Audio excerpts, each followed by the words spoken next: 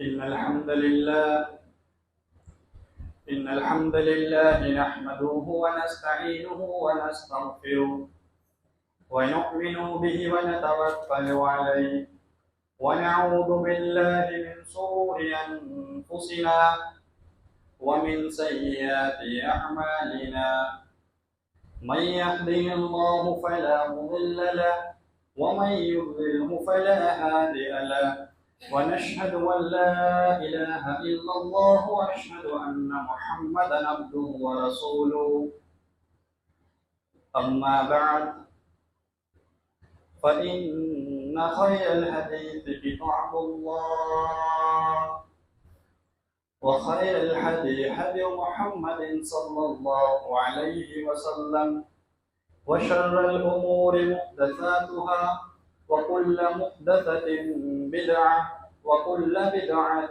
ضلالة وكل ضلالة في النار. أعوذ بالله من الشيطان الرجيم. بسم الله الرحمن الرحيم. يا أيها الذين آمنوا اتقوا الله حق تقاته ولا تموتن إلا وأنتم مسلمون. يا أيها الذين آمنوا اتقوا الله وقولوا قولا سديدا يصلح لكم أعمالكم ويغفر لكم ذنوبكم ومن يطع الله ورسوله فقد فاز فوزا عظيما. أعوذ بالله من الشيطان الرجيم. بسم الله الرحمن الرحيم. اليوم أكملت لكم دينكم وأتممت عليكم نعمتي ورضيت لكم الإسلام دينا.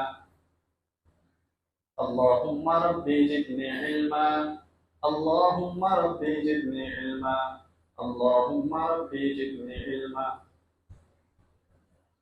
شروع کرتا ہوں اللہ کے نام سے جو بڑا مہربان نہایت رحم کرنے والا ہے. تمام قسم کی تعریف توصیف کبریائی بڑائی اس رب العالمین کے لیے ہے جس نے ہمیں اس دنیا فانی کے اندر پیدا کیا اور پیدا کر کر یوں ہی نہیں چھوڑ دیا بلکہ ہمارے نشر و ہدایت کے لیے اپنے چنندہ بندوں کو بھیجنے کا سلسلہ شروع فرمایا، یعنی نبوت کا سلسلہ شروع فرمایا. سلام ہو ان تمام انبیاءوں پر، خاص طور پر آخری نبی تاجدار مدینہ احمد مصطفیٰ محمد مصطفیٰ صلی اللہ علیہ وسلم پر، ان کی آل و اولاد پر اور اصحاب رضی اللہ تعالی اجمعین پر. میرے پیارے دینی ملی بھائیوں، عزیز دوستوں، بزرگوں اور پردہ نشین ماں اور بہنوں، گزشتہ جمعے کو میں نے آپ کے سامنے بدعت ایک گمراہی کے اوپر خطبہ دیا تھا جو کہ وقت کی وجہ سے پورا نہیں ہو پایا تھا، اور میں نے آپ سے کہا تھا اگر انشاءاللہ مجھے اگلے جمعے کو موقع ملا تو میں میری باقی کی باتیں رکھوں گا. تو اللہ رب العالمین کا فضل ہوا، احسان ہوا کہ اللہ رب العالمین نے پھر سے مجھے ایک بار موقع دیا آپ کے سامنے حق بات پہنچانے کے لیے. تو جو جمعہ بھی گزرا ہے اس جمعے کو میں نے بدعت کی تعریف، بدعت کے اوپر عمل کیوں نہیں کرنا چاہیے اور قرآن و حدیث کے اندر جتنی بھی بدعت کی باتیں تھیں لگ بھگ میں نے آپ کے سامنے رکھی تھی.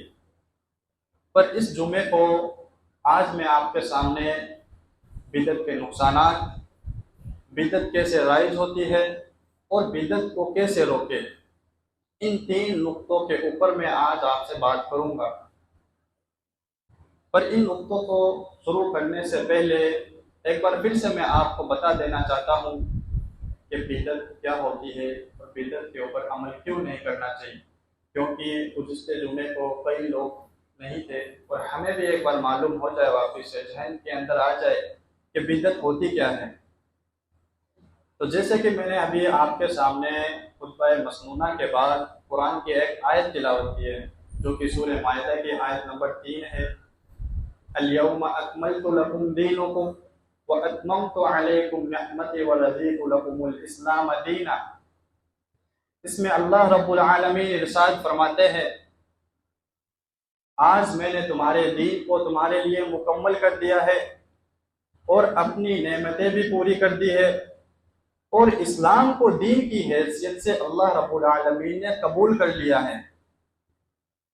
اس آیت کے پہلے ٹکڑے کے اندر اللہ رب العالمین ارشاد فرماتے ہیں کہ آج میں نے دین کو مکمل کر دیا ہے، یعنی کہ جو دین اسلام تھا اس کو اللہ تعالیٰ نے پورا مکمل کر دیا۔ اب نہ ہی ہم دین کے اندر کوئی چیز ایڈ کر سکتے ہیں، یعنی کہ نہ تو کوئی نئی چیز ایجاد کر سکتے ہیں اور نہ ہی دین اسلام کے اندر سے کوئی چیز نکال سکتے ہیں۔ جیسے کہ ایک پانی کا گلاس جب پورا مکمل بھر جاتا ہے، ہم اس کے اندر ایک قطرہ بھی پانی کا ڈالتا ہے تو اس میں سے ایک قطرہ اپنے آپ باہر نکل جاتا ہے۔ ایسے ہی دین کے اندر ہم جب نئی چیز ایجاد کرتے ہیں تو اس میں سے ایک چیز اپنے آپ نکل جاتی ہے، یعنی جو چیز ہم ایجاد کرتے ہیں اس کو کہتے ہیں بدعت۔ جب بدعت ایجاد کریں گے تو دین اسلام کے اندر سے سنت اپنے آپ نکل جائے گی، ہمیں نکالنے کی ضرورت نہیں ہوگی۔ بدعت کا اصطلاحی معنی کیا ہوتا ہے؟ بدعت کو شریعت کے اندر کیا کہتے ہیں؟ اس کا مطلب کیا ہوتا ہے؟ بدعت کا مطلب ہوتا ہے ثواب کی نیت سے ایسا عمل رائج کرنا جس کی مثال پہلے موجود نہ ہو، یعنی کہ نہ تو قرآن کے اندر موجود ہو، نہ احادیث کے اندر ہمیں ملتا ہو، اور نہ ہی صحابہ اکرام رضی اللہ تعالی اجمعین کی زندگی سے ہمیں ملتا ہو، اسے کہتے ہیں بدعت۔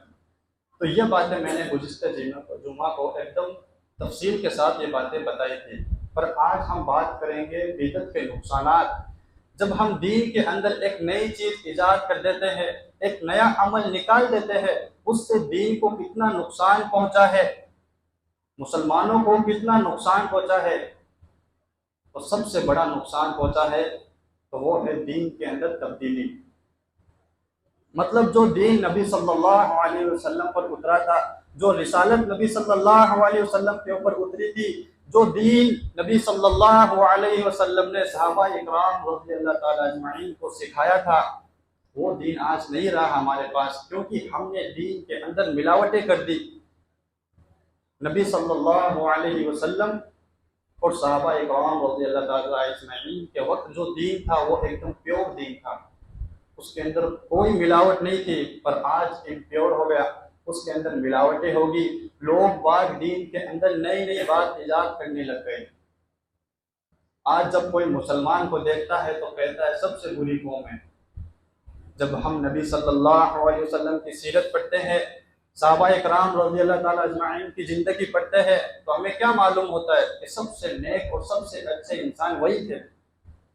اور قرآن میں بھی آتا ہے اگر تم نبی صلی اللہ علیہ وسلم اور جو قرآن میں باتیں آئی ہیں اس پر ہم عمل کریں گے، اگر جو شریعت اتری ہے جیسی اتری ہے اس کے اوپر ہم عمل کریں گے تو آج ہماری حکومت ہوتی۔ یہ بات میں نہیں کہتا، یہ قرآن کے اندر آتی ہے، پر آج ہم نے دین کے اندر اتنی ملاوٹیں کر دی اور ہمارے اوپر پریشانیاں آتی ہے، تکلیفیں آتی ہے۔ کس وجہ سے آتی ہے؟ ہمارے ہاتھ کی کرتوتوں کی وجہ سے۔ ہم نے دین کے اندر چینجمنٹ کر دیا، اس کے اندر تبدیلی کر دی، اس وجہ سے آج اتنی تکلیف ہمارے اوپر آ رہی ہے۔ پر نبی صلی اللہ علیہ وسلم کے اوپر بھی تکلیفیں آئی تھی، ایسا نہیں ان کے اوپر نہیں آئی، ان کے اوپر بھی بہت تکلیف آئی۔ چینج کیسے ہوا؟ ہم نے ہمارا دماغ لگایا، قرآن و حدیث کو چھوڑ دیا، نئے نئے عمل ایجاد کرنے لگ گئے۔ آج دیکھتے ہیں ہم الگ الگ شہر کے اندر جاتے ہیں تو وہاں پر الگ الگ دین دیکھنے کو ملتا ہے۔ کوئی عید میلاد النبی مناتا ہے، کوئی نماز کے بعد اجتماعی دعا کراتا ہے تو کوئی نہیں کرواتا۔ کیوں ہمیں یہ الگ الگ چیزیں دیکھنے کو ملی؟ کیونکہ ہم نے جو طریقہ جو طریقہ نبی صلی اللہ علیہ وسلم نے بتایا تھا اسے نہیں پکڑا، اسے چھوڑ دیا ہم نے۔ تو کیا نقصان ہوا بدعت رائج کرنے کا؟ دین کے اندر تبدیلی آ گئی۔ دوسرا، سنت کا خاتمہ ہونے لگ گیا۔ جو سنت نبی صلی اللہ علیہ وسلم نے ہمیں بتائی، جو طریقہ نبی صلی اللہ علیہ وسلم کا تھا وہ ہم نے چھوڑ دیا اور اپنا طریقہ یا کسی امام کا طریقہ اپنا لیا۔ اس وجہ سے سنتیں مٹنے لگ گئی، کیونکہ سنت اور بدعت ایک جگہ پر نہیں رہ سکتی۔ جب انسان سنت کے اوپر عمل کرتا ہے، سنت کو پکڑ لیتا ہے، تو وہاں سے بدعت اپنے آپ نکل جاتی ہے، اور جب انسان بدعت کے اوپر عمل کرتا ہے، نئے نئے طریقے دین اسلام کے اندر نکالتا ہے، تو سنت اپنے آپ ختم ہو جاتی ہے۔ ایک مثال دیتا ہوں، جیسے کہ ہم کھانا کھاتے ہیں تو کون سی دعا پڑھتے ہیں؟ بسم اللہ وعلی برکت اللہ، یہ دعا ہم پڑھتے ہیں کھانا کھانے سے پہلے۔ اس کا ذکر کہیں بھی حدیث کے اندر، صحیح حدیث کے اندر ہمیں نہیں ملتا، جبکہ جو حدیث کے اندر ہمیں ملتا ہے صرف بسم اللہ ہی ملتا ہے، کہ نبی صلی اللہ علیہ وسلم نے کھانے سے پہلے دعا سکھائی وہ صرف بسم اللہ ہے، پر لوگوں نے اچھے ترجمے کی وجہ سے اس کے اندر وعلی برکت اللہ ایڈ کر دیا، اور جب پوچھا جاتا ہے تو کیا دلیل ہے تو کہتے ہیں ترجمہ پڑھ کے دیکھو کتنا اچھا ہے۔ اس بدعت کے وجہ سے ہوا کیا، وہ ایک سنت چھوٹ گئی جو نبی صلی اللہ علیہ وسلم نے ہمیں سکھائی تھی کہ کھانے سے پہلے بسم اللہ پڑھنی ہے۔ یہ ہوتا ہے بدعت کا نقصان، جب ہم بدعت نکالتے ہیں تو ایک سنت اپنے آپ وہاں سے نکل جاتی ہے۔ اور کیا نقصان ہوتا ہے؟ ذاتی نقصان بھی دیکھنے کو اندر ملتا ہے۔ جب انسان بدعت نکالتا ہے تو ہمارا ذاتی نقصان بھی ہوتا ہے۔ جب انسان بدعت نکال دیتا ہے، اس کے اوپر عمل کرتا ہے، وہ کرتا جاتا ہے، اس کو نہیں لگتا کہ میں غلط چیز پہ عمل کر رہا ہوں، پر اس کے عمل رد کر دیے جاتے ہیں۔ اتنی محنت سے وہ عمل کر رہا ہے، اس کے قبول ہی نہیں ہوئے۔ کیوں نہیں ہوئے؟ حضرت عائشہ رضی اللہ تعالی عنہ روایت کرتی ہے کہ نبی کریم صلی اللہ علیہ وسلم نے ارشاد فرمایا، جو شخص میرے دین کے اندر نئی چیز نکالتا ہے وہ رد ہے۔ یہ بات نبی کریم صلی اللہ علیہ وسلم کہہ رہے ہیں کہ جو شخص میرے دین کے اندر نئی چیز نکال دیتا ہے اس کو رد کر دیا گیا، یعنی کہ یہ عمل وہ قیامت کے دن اللہ کے پاس لے کے جائے گا تو اللہ تعالیٰ اس سے یہی کہے گا کہ یہ کس کا طریقہ اپنایا، تو نے جو نماز پڑھی ہے کس کا طریقہ تھا، جو تو نے روزے رکھے یہ کس کا طریقہ تھا، میرے نبی نے تو یہ طریقہ نہیں سکھایا آپ کو۔ تو وہاں پر اس کے عمل رد کر دیے جائیں گے۔ ایک مثال دیتا ہوں، جب مزدور مزدوری پہ جاتا ہے، اس کو وہ مالک کہتا ہے کہ آپ کو یہ والی دیوار توڑنی ہے، یہاں سے مجھے گیٹ نکالنا ہے، آپ یہ والی دیوار آدھی توڑ دو، پر وہ مزدور جا کر اس دیوار کو توڑ دیتا ہے اور اس میں سے گیٹ نکال دیتا ہے۔ جب ایک خوب محنت کی، اس نے پوری دیوار توڑی، اس کے اندر گیٹ لگایا، محنت ہوئی ہے اس کی، پر وہ جب مالک آتا ہے اور دیکھتا ہے، وہ بولے گا مالک اس کو کہ میں نے تو ادھر گیٹ نکالنے کے لیے بولا تھا، آپ نے ادھر گیٹ کیسے نکال دیا؟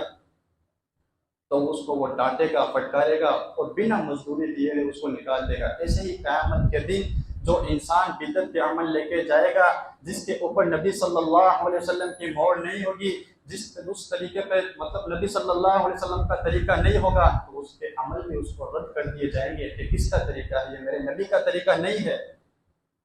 تو کتنا بڑا نقصان ہوا قیامت کے دن۔ زندگی بھر اس کے اوپر عمل کرتا جا رہا تھا، کبھی دیکھا نہیں کہ میں نے جو عمل کیا ہے وہ کیا صحیح حدیث میں ہے، قرآن کے اندر ہے۔ تو ذاتی نقصان، محنت بھی جاتی ہے اس کے اندر، جبکہ ہمیں بدعت کے میں گناہ ملتا ہے، ثواب نہیں ملے گا۔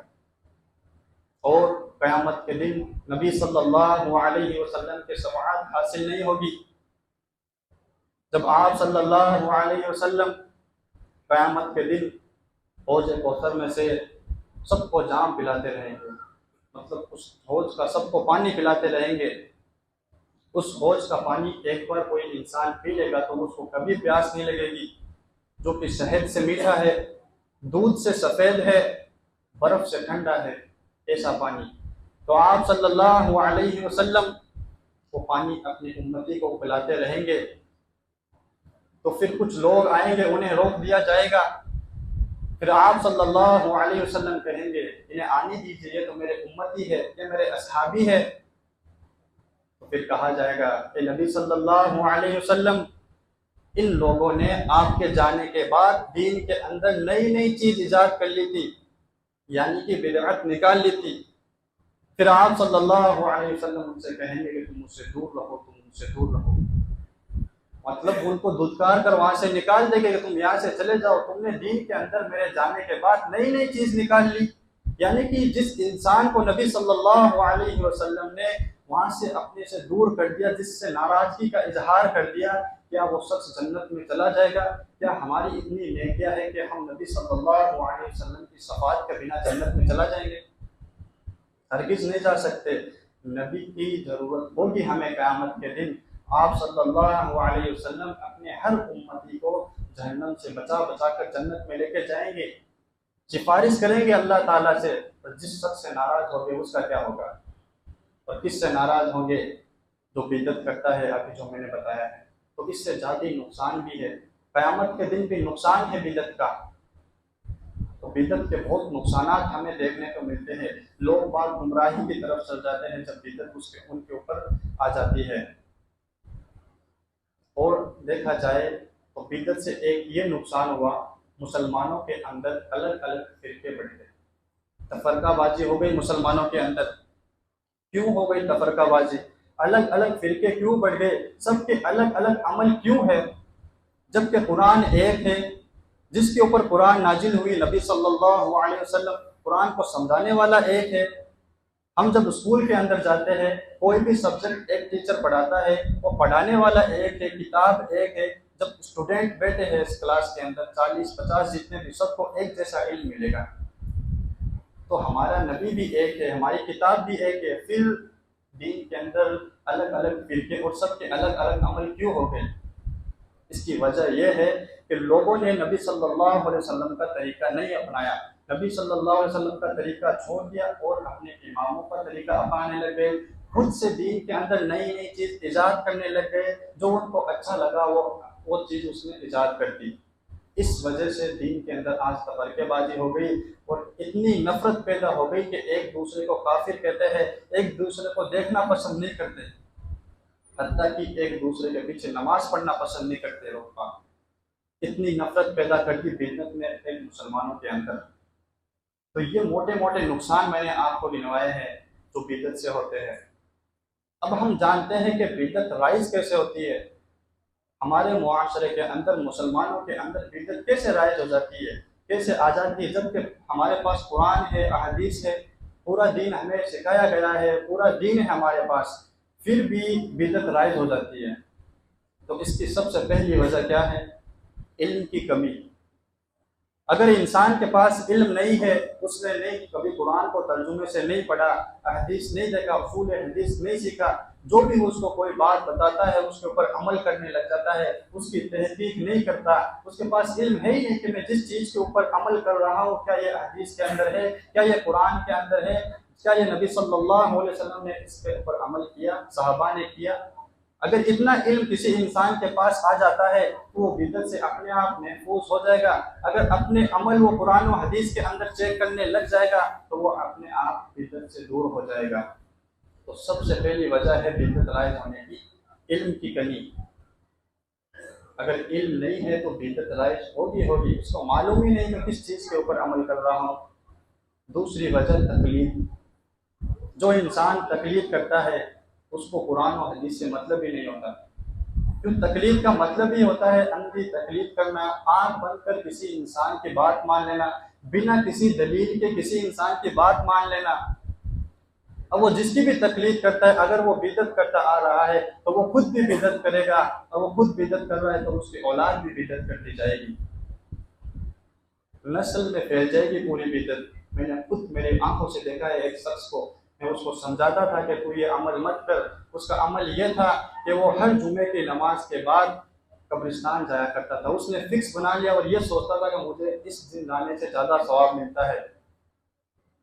मैंने उसको समझाया कि ये अमल मत कीजिए मेरे भाई, ये सही अमल नहीं है। आप जाइए कब्रिस्तान पर, उसका दिन फिक्स मत कीजिए, एक टाइम मुकर्रर मत कीजिए और ये नियत ईमान ना रखे कि इस दिन जाऊँगा तो मुझे सवाब मिलेगा ज़्यादा।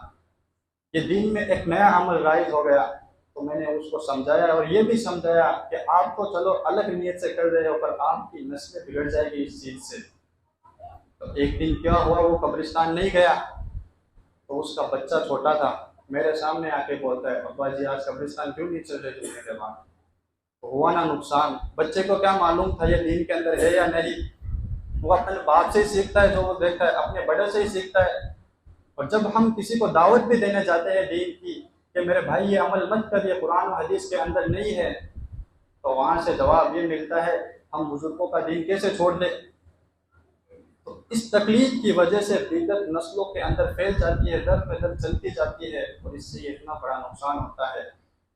تو دوسری وجہ تقلید ہے بدعت رائج ہونے کی، اور لوگ دنیاوی لالچ کے اندر آ کر اور بدعت رائج کر دیتے ہیں۔ جیسے لوگ علاج کے لیے تعویذ بنا لیتے ہیں، قرآن کی آیت ایک پڑھنے کے اندر لکھ کر ایک کپڑے کے اندر لپیٹ کر دے دیتے ہیں کہ تجھے اس سے شفا مل جائے گی، جبکہ نبی صلی اللہ علیہ وسلم نے قرآن کو پڑھنے کا حکم دیا ہے، پڑھ کر دم کرنے کا حکم دیا ہے کہ جب تمہیں شفا ملے گی۔ تو لوگوں نے کمانے کے لیے ایک ایسے بدعت کو رائج کر دی۔ تو ان چیزوں سے بدعت رائج ہوتی ہے۔ اب ہم بدعت کو روکے کیسے؟ ہمیں بدعت کے نقصانات پتہ چل گئے، کیسے رائج ہوتی ہے یہ بھی پتہ چل گئے، تو روکنا بھی تو ضروری ہے، اسے روکنا پڑے گا۔ اگر ہم بدعت کو نہیں روکیں گے تو دین کے اندر ایک دم تبدیلی آ جائے گی۔ ایک وقت ایسا آئے گا کہ جو اصل دین تھا وہ نہیں رہے گا ہمارے پاس۔ تو روکنے کے لیے سب سے پہلے ہمیں علم حاصل کرنا ہوگا، قرآن کو ترجمے سے پڑھنی ہوگی، جتنے بھی عمل ہم کرتے ہیں ان کو قرآن و حدیث کی روشنی کے اندر دیکھنا ہوگا۔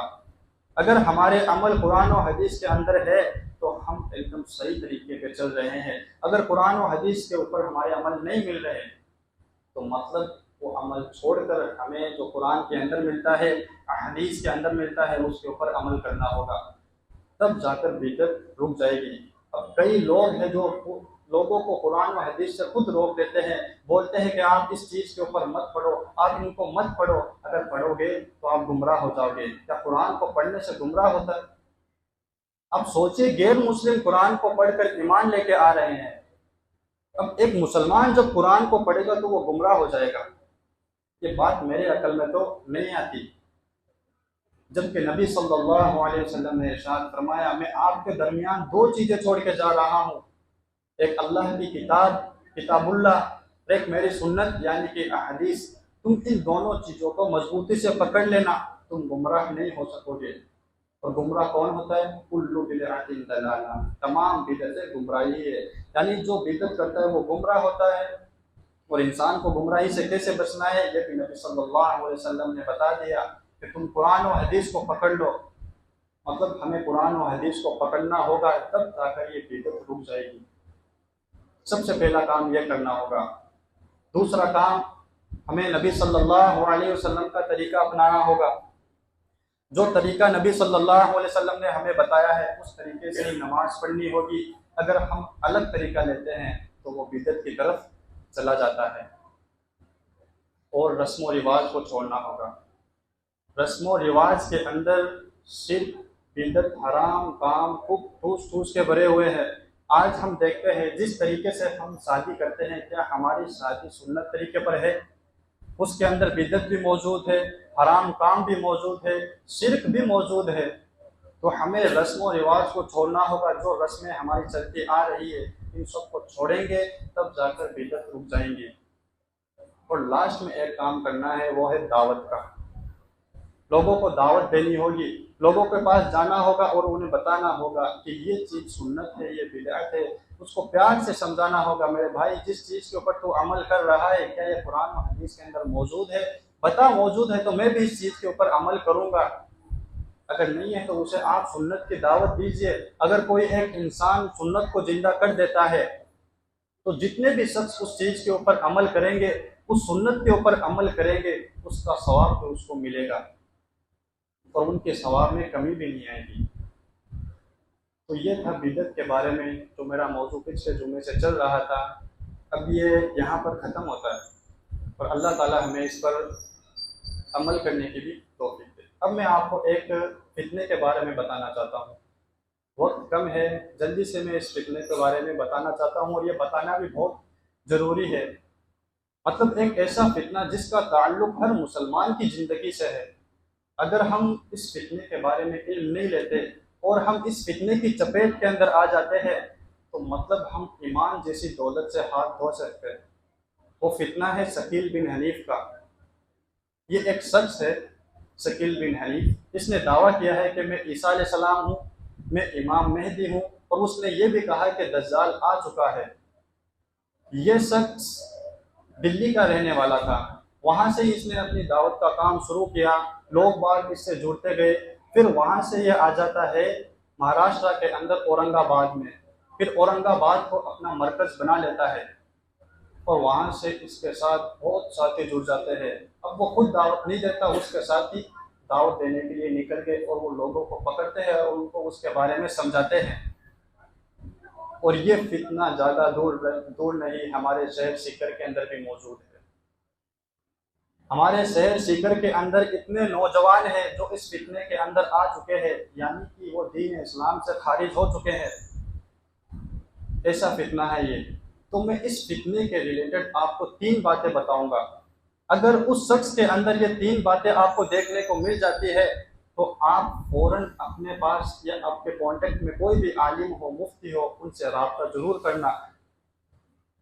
یہ بات خاص کر نوجوانوں کے لیے ہے، وہ زیادہ تر نوجوان کو ہی پکڑتے ہیں۔ سب سے پہلی بات ان کی یہ ہے، جو بچے اسکول یا کالج کے اندر جاتے ہیں، یعنی کہ جو اسٹوڈنٹ ہے، ان کو وہ اپنی دعوت دیتے ہیں، ان کو جا کر سمجھاتے ہیں۔ کیوں اسٹوڈنٹ علم سے دور رہتے ہیں، ان کے پاس اتنا علم نہیں رہتا، اور علماء سے بھی دور رہتے ہیں، ان کو جا کر سمجھاتے ہیں، اپنی باتیں پوری رکھتے ہیں۔ دوسری چیز آپ کو ان کے اندر جو دیکھنے کے ملے گی، میں آپ کو ان کا حلیہ بتاتا ہوں، وہ دکھنے میں کیسے ہے، کیا کیا وہ یوز کرتے ہیں۔ کرتا پاجامہ پہنتے ہیں، وہ پینٹ اور شرٹ بالکل نہیں پہنیں گے، اس کے ساتھ ہی جتنے بھی ہیں وہ کرتا پاجامہ ہی پہنیں گے، اور پاجامہ ان کا ٹخنوں سے اوپر رہتا ہے۔ سر کے اوپر جو جالی والی ٹوپی آتی ہے سفید کلر کی، جو عام طور پر ہم پہنتے ہیں، وہ ٹوپی پہنتے ہیں۔ سر چہرے کے اوپر داڑھی رہتی ہے، اور وہ یوز کرتے ہیں کی پیڈ والا فون، جو بٹن والا فون آتا ہے وہی یوز کرتے ہیں، اسمارٹ فون وہ یوز نہیں کرتے، اس کو تو وہ دجال کا فتنہ سمجھتے ہیں۔ یہ 2 چیز ہمیں عام مسلمان کے اندر بھی دیکھنے کو مل سکتی ہے۔ اور جو تیسری چیز ہے، اگر کسی انسان کے اندر آپ کو یہ تینوں چیز مل گئی، خاص کر کے یہ تیسری چیز، تو آپ سمجھ جانا جو ہمیں یہ دعوت دے رہا ہے یہ ہمارا خیر خواہ نہیں ہے، یہ ہمیں دین اسلام سے دور لے کے جا رہا ہے، ہم خارج ہو جائیں گے۔ تیسری چیز یہ ہے، جب بھی وہ آپ کو دعوت دینے آئیں گے تو صرف وہ 3 یا 4 ٹاپک کے اوپر ہی بات کریں گے۔ سب سے پہلا ٹاپک پیشن گوئی کے اوپر، وہ آپ کو بتائیں گے کہ نبی صلی اللہ علیہ وسلم نے یہ پیشن گوئی کی، مطلب قیامت سے پہلے یہ باتیں پوری ہونے والی ہے، کئی نشانیاں ہیں جو نبی صلی اللہ علیہ وسلم نے بتا دیا ہمیں کہ قیامت سے پہلے یہ چیزیں پوری ہونے والی ہے۔ اس چیز کے اوپر وہ آپ سے بات کریں گے۔ دوسری بات کریں گے دجال کے اوپر، کہ دجال آ چکا ہے، اور وہ دجال کہتے ہیں امریکہ اور فرانس کو۔ ان کا کہنا ہے کہ امریکہ اور فرانس دجال ہے، اور جو سیٹلائٹ ہے اس کو کہتے ہیں یہ دجال کی آنکھ ہے۔ پھر وہ آپ کو دجال کے بارے میں سمجھائیں گے دھیرے دھیرے کہ امریکہ کی یہ لڑائی ہوئی، ان کے جو فائٹر جیٹ ہے وہ یہ ہے، ایسے کر کر پورے آپ کو دجال کے بارے میں سمجھائیں گے۔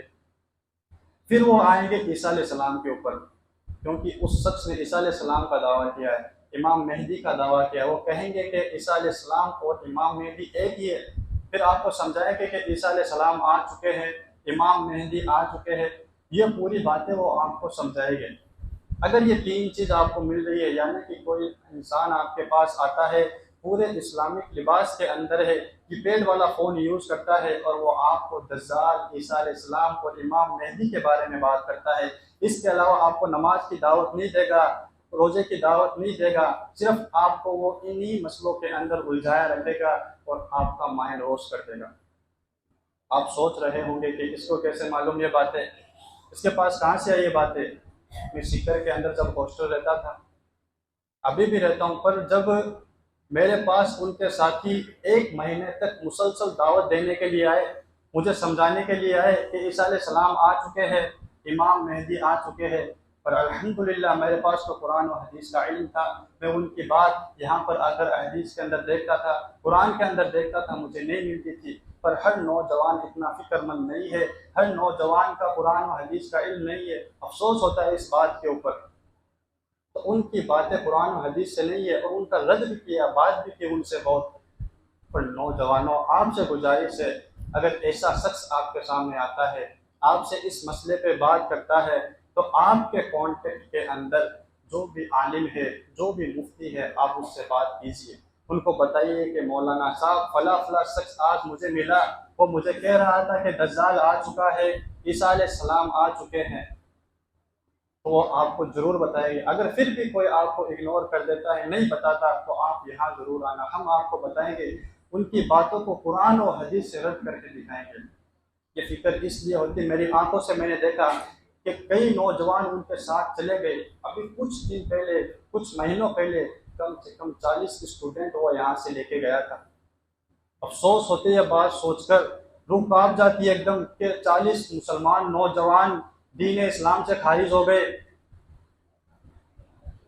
سوچئے، اس لیے یہ بات بتانا بہت ضروری سمجھتا ہوں میں آپ کو، جتنے بھی نوجوان ہیں اس چیز پر فکر کریں اور اس چیز کا علم بھی حاصل کریں کہ عیسیٰ علیہ السلام کی کیا نشانیاں ہیں، امام مہدی کی کیا نشانیاں ہیں، تو دجال آئے گا اس کی کیا نشانیاں ہیں، تب جا کر ہم اس فتنے سے بچیں گے۔ اور یہ مت سوچنا، ابھی ہمیں سننے کے اندر ایسے لگ رہا ہوگا یار کون مانے گا اس کے بعد، عیسیٰ علیہ السلام تو آسمان سے اتریں گے، پر ان کی دعوت دینے کا طریقہ ہی ایسا ہے، لوگ بات ان کی باتوں میں آ جاتے ہیں، ایک دم لوجک سے بات کرتے ہیں، مطلب مائنڈ واش کر دیتے ہیں ایسے سمجھا سمجھا کر۔ تو اللہ رب العالمین سے دعا ہے اللہ تعالی ہمیں ایسے فتنوں سے محفوظ رکھے، ہمارا خاتمہ دین اسلام کے اوپر ہی ہو، اور اللہ تعالی ہمیں بدعت سے بھی محفوظ رکھے، سنت کے اوپر عمل کرنے کی توفیق دے۔ وآخر دعوانا الحمد للہ رب العالمین۔ السلام علیکم ورحمۃ اللہ۔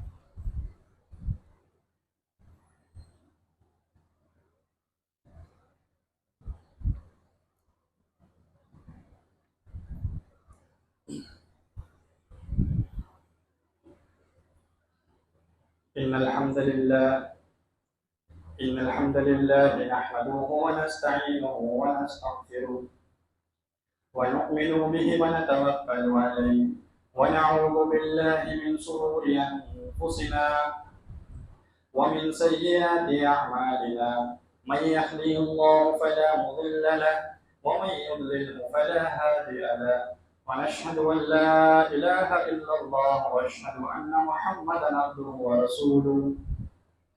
أما بعد، أعوذ بالله من الشيطان الرجيم، بسم الله الرحمن الرحيم.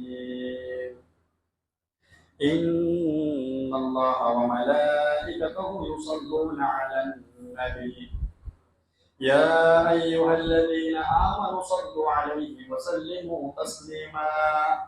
اللهم صل على محمد وعلى آل محمد كما صليت على إبراهيم وعلى آل إبراهيم إنك حميد مجيد. اللهم بارك على محمد وعلى آل محمد كما باركت على إبراهيم وعلى آل إبراهيم إنك حميد مجيد.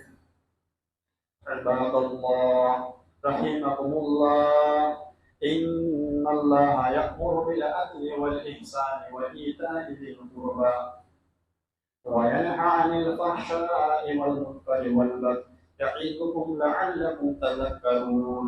اذكروا الله يذكركم وادعوه يستجب لكم ولذكر الله تعالى أعلى وأولى وأعز وأكبر.